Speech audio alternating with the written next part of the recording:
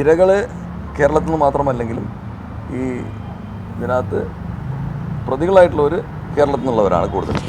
അപ്പോൾ അതിനകത്ത് നമുക്ക് നാഷണൽ സൈബർ ക്രൈം റിപ്പോർട്ടിംഗ് പോർട്ടലുണ്ട്. അവിടെ റിപ്പോർട്ട് ചെയ്തിട്ടുള്ള കേസുകൾ കേരളത്തിൽ മാത്രമല്ല ഇരകൾ, പുറത്തുള്ളവരുമുണ്ട്.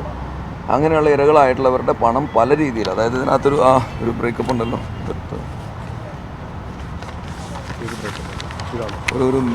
ഒരു വെൻ ഡയഗ്രം ഉണ്ടായിരുന്നു. ഇതാണ്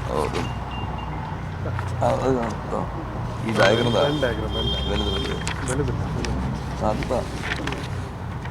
അതായത് 34.6%, 8% ഓൺലൈൻ ട്രേഡിംഗ് ആണ്. Online trading level crypto currency എന്നൊക്കെ പറഞ്ഞ ആൾക്കാരെ പറ്റിക്കുന്നത്, USDT തുടങ്ങിയിട്ടുള്ള കുറേ ക്രിപ്റ്റോ കറൻസികൾ ട്രേഡ് ചെയ്യാമെന്ന് പറഞ്ഞ് പറ്റിക്കുന്നത്. അഡ്വർടൈസ്മെൻറ്റ് കൊടുത്തത് പറ്റിക്കുന്നത് 2%. Identity theft, loan scam 6.2%. പിന്നെ ഇൻവെസ്റ്റ്മെൻറ്റ് എന്ന് പറഞ്ഞിട്ട് 6.5%. അഗൈൻ ജോലി കൊടുക്കാമെന്ന് പറഞ്ഞിട്ട് പറ്റും. അപ്പം അങ്ങനെ പല രീതിയിലുള്ള വഞ്ചന അതിനകത്ത്. പിന്നെ ഇരകൾ കേരളത്തിൽ നിന്ന് മാത്രമല്ലെങ്കിലും ഈ ഇതിനകത്ത് പ്രതികളായിട്ടുള്ളവർ കേരളത്തിൽ നിന്നുള്ളവരാണ് കൂടുതൽ. അപ്പോൾ അതിനകത്ത് കേരളത്തിലല്ലാത്തവർ ഇവരുടെ കൂട്ടുപ്രതികളായിട്ട് ഈ കേസുകളുണ്ട്. അപ്പോൾ നമ്മളിപ്പോൾ മൊത്തം 382 FIRകൾ എടുക്കുന്നുണ്ട്. ഇതിന് വേണ്ടിയിട്ട് 263 അറസ്റ്റ് നടത്തുന്നുണ്ടായി, 125 നോട്ടീസ് ഇഷ്യൂ ഉണ്ട്. അപ്പോൾ അതായത് ഇത് വളരെ വളരെ പ്രകടമായിട്ട്, ഇപ്പം ഇതിനെ വളരെ സിമ്പിളായിട്ട് പറഞ്ഞു കഴിഞ്ഞാൽ, ഇന്നലെ വരെ ഒരു ട്രാൻസാക്ഷൻ ഇല്ലാത്തൊരു അക്കൗണ്ടിൽ ഇന്ന് രാവിലെ ഒരു 5 ലക്ഷം രൂപയുടെ വിഡ്രോവൽ വരികയാണ്. പെട്ടെന്ന് കയറുന്നു, നാളെ നമ്മൾ വിഡ്രോ ചെയ്യുന്നത് ആർക്കെങ്കിലും കൊടുക്കുന്നു. അപ്പോൾ ഇങ്ങനെ സംശയകരമായിട്ടുള്ള അക്കൗണ്ട്സും അങ്ങനെയുള്ള നമ്മളതിന് മ്യൂൾ അക്കൗണ്ട്സ് എന്ന് പറയും. ഇതിന് വേണ്ടിയിട്ട് ഉപയോഗിക്കുന്ന മ്യൂൾ അക്കൗണ്ട്സിനെ കേന്ദ്രീകരിച്ച് നമ്മൾ നടത്തിയ പ്രാഥമിക അന്വേഷണത്തിൻ്റെ ഭാഗമായിട്ടാണ് ഇത്രയും നമുക്ക് ഐഡൻറ്റിഫൈ ചെയ്യാൻ പറ്റിയിട്ടുള്ളത്. അപ്പോൾ അതിനകത്ത്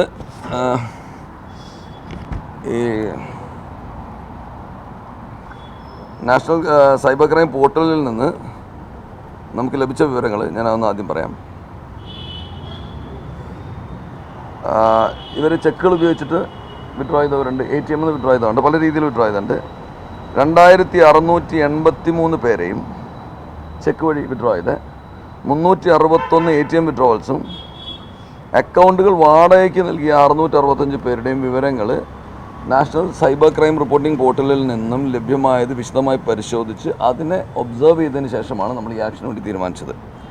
ഇപ്പോൾ നിലവിൽ അതുകൊണ്ട് ഇപ്പോൾ ഇത്രയും പേരെ നമ്മൾ നിരീക്ഷിച്ചതിൻ്റെ ഭാഗമായിട്ട് നമുക്ക് 382 കേസുകൾ രജിസ്റ്റർ ചെയ്തു, 263 അറസ്റ്റുകൾ നടന്നു. 125 പേരുടെ കാര്യത്തിൽ അവർ പറഞ്ഞതൊന്നും കൂടെ വെരിഫൈ ചെയ്തിട്ട് വേണം, അവരുടെ ബോണഫൈഡ്സ് എന്നുള്ളത് കൊണ്ട് 125 പേരെ നോട്ടീസ് കൊടുത്ത് നിരീക്ഷണത്തിൽ നിർത്തിയിരിക്കുകയാണ്. അപ്പോൾ ഇതാണ് ഇതിനെക്കുറിച്ച് പ്രാഥമികമായി പറയാനുള്ളത്. ഇതിൻ്റെ കണ്ണികൾ ഇവിടെ മാത്രമായിരിക്കും എന്നല്ല ഇതിനർത്ഥം. വിദേശത്ത് തന്നെ നമുക്ക് ഇങ്ങനെ കണ്ണികളുള്ളതിനെക്കുറിച്ച് സംശയമുണ്ട്, ബോധ്യമുണ്ട്.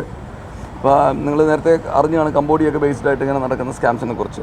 അപ്പോൾ അതെല്ലാം കൂടെ ചേർത്ത് പിടിച്ചുകൊണ്ട് ഈ കേസുകൾ അറസ്റ്റ് ചെയ്യുകയും വേണമെങ്കിൽ ഈ കേസിൽ നിന്ന് ഉരുത്തിരിയുന്ന മറ്റു കേസുകളുണ്ടെങ്കിൽ അതും തുറന്ന് ഒരു വ്യാപകമായിട്ടുള്ള സൈബർ ഓപ്പറേഷനാണെന്ന് അറിഞ്ഞിരിക്കുന്നത്.